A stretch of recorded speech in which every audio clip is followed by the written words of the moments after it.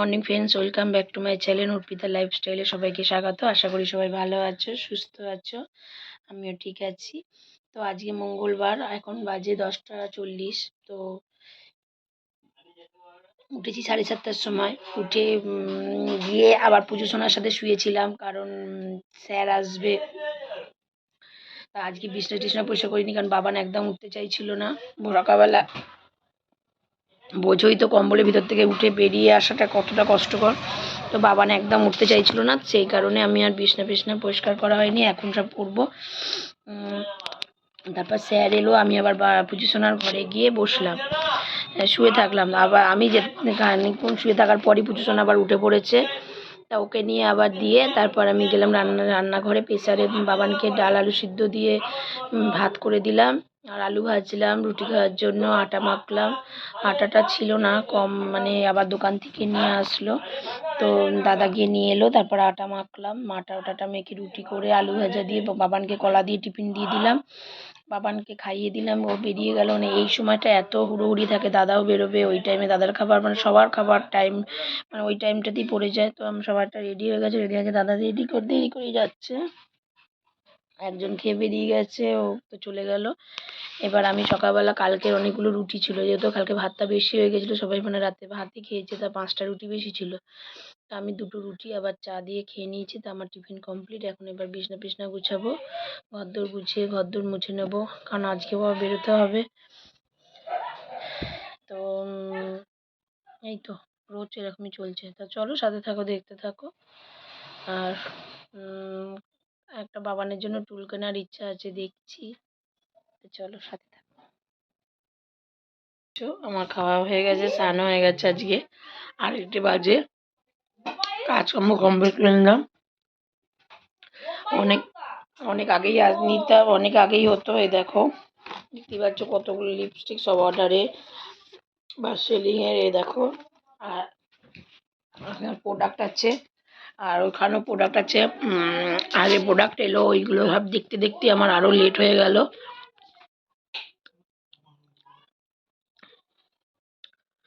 আমাকে আর দেখতে দেখতে লেট হয়ে গেল। আবার প্রোডাক্টগুলো ডেলিভারি করতে হবে, সে বেরোতে হবে আজকে, দিয়ে আসতে হবে। তো চলো তোমরা দেখতে থাকো, সাথে থাকো। আর দেখতে পাচ্ছ কতগুলো লিপস্টিক উঠেছে।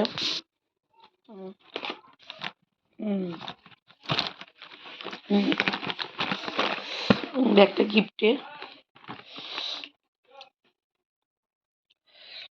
তো অনেকগুলো লিপস্টিকই উঠেছে, তো সেগুলো তো চলো নাও, এবার কাজ শুরু করতে হবে। অনেক বসে থাকা হয়েছে, তো চলো।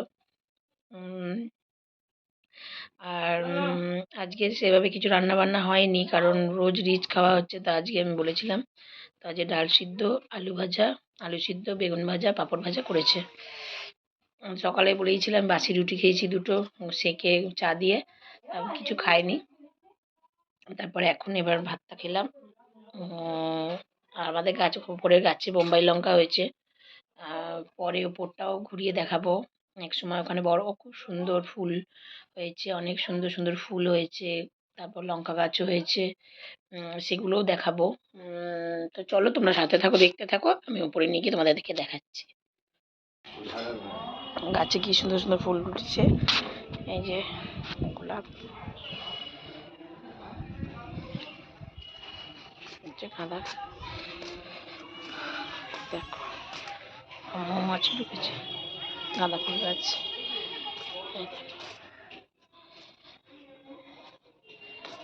চন্দ্র, এটা মনে হয় ডালিয়া। এই যে এখানে একটা বড় ডালিয়া হয়েছিল, সেটা আবার পুজোতে ঠাকুরকে দিয়েছে। এই যে এইখানটা, এই ডালটায়। আর এই দেখো বোম্বাই লঙ্কা, দেখো,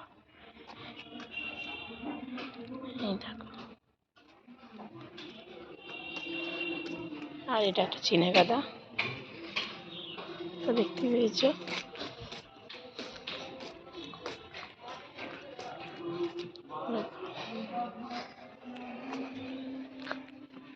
দেখো, তো এগুলো দাদাই করে। রোজ তো জল দেওয়া, সার দেওয়া সবই করতে থাকে। আমি তোমাদেরকে দেখালাম, একদিন নিচটা দেখাবো, তো চলো দেখতে থাকো। দেখালাম তোমাদেরকে এগুলো। নিচেও অনেক গাছ আছে, যেটা কালকে তোমাদেরকে পরে দেখাবো। বাবা না স্কুল থেকে আসেনি। আর আমি স্নান টান করে বসছিলাম। কাচাকুচিও ছিল অনেক, সেগুলো কেচে টেচে মেলে দিয়ে এলাম। আমারটা ওপরে ক্যামেরা আছে, চলে মেলে দিয়ে এলাম। হাঁপিয়ে গেছি, খেয়ে দিয়ে পড়ে গেছি। তো বুঝেছো না কি হয়েছে, আমার কাছে এখন আমার সাথে ভাত খাবে।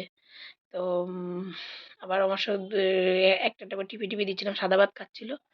তারপর এখন ঘরে গিয়ে খাবে না, এখানেই খাবে। তো চলো সাথে থাকো, দেখতে থাকো। আমরা কালী পুজো যেখানে গেছিলাম, কালী পুজো আমাদের পাশে কালী পুজো, সেখানে গেছিলাম। উনি আলুর দম খাইছে। ভিডিওটা খানিকটা দেখে তো বুঝেইছো যে আমি এতে গেছিলাম, পুজো বাড়িতে গেছিলাম। তো ওখানে খাওয়া দাওয়া করে ওখানে দেখিয়েছি খিচুড়ি, বেগুনি, আলুর দম, চাটনি পায়েস খাইয়েছে। খেয়ে দিয়ে এইমাত্র এলাম। তার আগে সোয়াবিনের তরকারি আর রুটি করে রেখে গেছিলাম, সবাই খাবে। আর আমি এটা বাবার কাঠ তোর কি কোমরে কাঠ নিয়ে আসা হয়েছে সে কর। আর আমি খিচুড়ি হতে গেছিলাম, সবাই মিলে গেছিলাম, পাড়ার সবাই গেছিলো, তাদের সাথে গেছিলাম। দিয়ে খেয়ে দিয়ে এইমাত্র এলাম। আর দেখো এই যে এই শাড়িটা পরে গেছিলাম। এবার এটা কদিন পরা হয়ে গেছে। আর তো জানোই আমার শ্বাসকষ্ট হচ্ছে খুব কদিন ধরে। তো আবার দাঁতটা এখানটা ব্যথা করছে, কেন জানি না। তো চলো তোমরা সাথে থাকো, দেখতে থেকো, আর আমি রিলসগুলো করে পরে আসছি। আমার খাওয়া দাওয়া কমপ্লিট। আর নাইট ক্রিম মেখে আমি ওপরে উঠে গেছি। আজকে স্ক্রাবিং করলাম মুখটায়। আমি তো মিল্ক নেই, সুগার স্ক্রাব ইউজ করি অরিফ্লেমে। ওটা ইউজ করলাম। আর এই নাইট ক্রিমটা, ইভেন আউটে নাইট ক্রিমটা মেখে উঠে গেলাম। এই দেখো। আর এই ফুট ক্রিমটা নিয়ে তো শুয়েছি, কালকেও দেখিয়েছি। ফুট ক্রিমটা এখন মাখবো। তো বাবান বিছনা করা হয়ে গেছে, এই যে বাবান। আজকে কেউ নেই। বাবান যদিও রোজই বাবান মশারি করে, বিছনা তোলে, মানে বিছনা করে। তো ওরও হয়ে গেছে কমপ্লিট। আর আমি তো খেয়ে এসেছি, ও ঘরে রুটি তরকারি খেয়েছি, কারণ কদিন ধরে তো শরীরটা খুব খারাপ হয়েছিল। তো সেই কারণে আমি আর ওকে দিইনি, কি আজকে নিয়ে যাইনি। ও বলছিল যে ওই মাথার কাছ থেকে একটুখানি কাঁথাগুলো দিয়ে দে, নাহলে মশা কামড়ে ছিঁড়ে দিয়ে দেবে। আর ওই বালিশটা মাথা দে। হ্যাঁ দিয়ে দে, দিয়ে দে। আরে বালিশটা নিয়ে বালিশটা টেনে নিয়ে আর ওইটা, আর ওইটা ওই বালিশটা ওইদিকে, বালিশটা ওইদিকে দে। দিয়ে ও কদিন ধরে কিছু খাইনি। তা মানে ওকে খাওয়ার কদিন ধরে, কালকেও রিচ খেয়েছে, ওর জন্য আজকে নিয়ে গেলাম না। কারণ কালকে আবার ওর দিদি তানি দিদির বাড়িতে আবার কালী পুজো নেমন্তন্ন করেছে। সেখানে না নিয়ে গেলে আবার ওর দিদি রাগ করবে। ওকে তো নিয়ে যেতেই হবে, ওর জন্যই সবার যাওয়া। তো কালকে তোদের বাড়ি যাবো, তাই জন্য আজকে যাইনি। তানিদের বাড়িতে কালকে যেতে হবে ওকে নিয়ে। ওই জন্য বললাম কি আজকে যেতে, আমরা কাঁদছিল না, চলো আমি যাবো করে কাঁদিনি, মানে বায়না করছিল। তো বললাম না, খিচুড়ি তো আবার যাবে, আবার শরীর টরীর খারাপ হয় যদি, আবার স্কুলটাও কামাই হবে। আর এখন স্কুল কামাই করলে খুব লস। নতুন ক্লাসে উঠেছে তো স্কুলটা রোজ যাওয়াটা জরুরি। তো কারা কারা আমার কথা এগ্রি করবে তা অবশ্যই কমেন্টের মাধ্যমে জানিও। আর আজকেও গেছি। তো আজকেও আমার কাজটা সাকসেস হয়েছে। একটু যেদিন আমার যেদিন কাজে যাই, কাজটা যখন সাকসেস হয় তখন খুব ভালো লাগে। কেউ জয়েন করলে খুব ভালো লাগে। তো কালকে যে জয়েন করেছিল সে তো অর্ডারই করেছে, কালকেই অর্ডার করে দিয়েছে। তা আবার আজকে যে জয়েন করলো এখনও অর্ডার করেনি, তবে আমার মনে হয় সেও অর্ডার করবে, খুব তাড়াতাড়ি অর্ডার করবে। তো ভালো লাগে কেউ যখন জয়েন হয় বা কাজটা সাকসেস হয়, তখন সেটা ভালো লাগে। কারণ কেউ কাজটা করে তো কাজ সেইভাবেই করে, মানে নিজে মোটিভেট হওয়ার জন্য। তো যদি হয়ে যায় তো খুবই ভালো হয়। তো আসলে অ্যাকচুয়ালি হচ্ছে আর সবথেকে বড় কথা আজকে আমরা একজনকার বাড়ি গেছিলাম। যে উনি অরিফ্লেমের প্রোডাক্ট ইউজ করে ওই জন্যই ওনার বাড়ি যাওয়া হয়েছিল। এটা হচ্ছে নবারণপল্লীতে উন্নয়ন সমিতির ওখানে। দিদির ব্যবহার এতটাই ভালো, হ্যাঁ, উনি হয়তো জয়েন তখন সেই মুহূর্তে করেনি, পরে করবে বলেছে। মেম্বারশিপটা উনি নেবেন, কারণ উনি প্রোডাক্ট ইউজ করে। কিন্তু দিদিটার ব্যবহার এতটাই ভালো, মানে আমি আজ পর্যন্ত এরকম সত্যি এরকম মনের মানুষ বা এরকম কথা বলার মানুষ আমি দেখিনি। দিদিটা একটু আধ্যাত্মিক হয়ে গেছে, বয়সটা বেশি না। উম তো ওনার বাড়িতে কাজ হচ্ছে। তো আমরা যেতে না যেতেই উনি নিয়ে গেল এবং খুব ভালোভাবে কথা বলা, চা করে দেওয়া, সমস্ত কিছু করছে। ঠাকুর দেখানো, ঠাকুরকে নমস্কার করা, এরকমও বলছে। মানে মনটা এতটাই সহজ। ওনার বাড়িতে ঘরে গোপাল, সন্তোষী মা সব রয়েছে। মানে এতটা ভালো লাগলো আজকে যে এরকমও মানুষ যে আছে, সত্যি ভাবা যায় না। মানে পয়সা থাকলেই যে মন থাকে সেটা না। ওনার সত্যি পয়সাও আছে এবং মনটা সত্যিই খুবই ভালো। তা ওনার সাথে কথা বলে আজকে খুব ভালো লাগলো। ওটাই পজিটিভ এনার্জি পেয়েছি ওখান থেকে। কারণ সমস্ত কাজের মধ্যে যদি পজিটিভ এনার্জিটা থাকে কারোর মধ্যে বা সে কারোর থেকে নেওয়া যায় তাহলে তো খুবই ভালো হয়। আর বিশেষ করে এইসব কাজের জন্য। অরিফ্লেমটা একটা নেটওয়ার্কিং কাজ। এটা হচ্ছে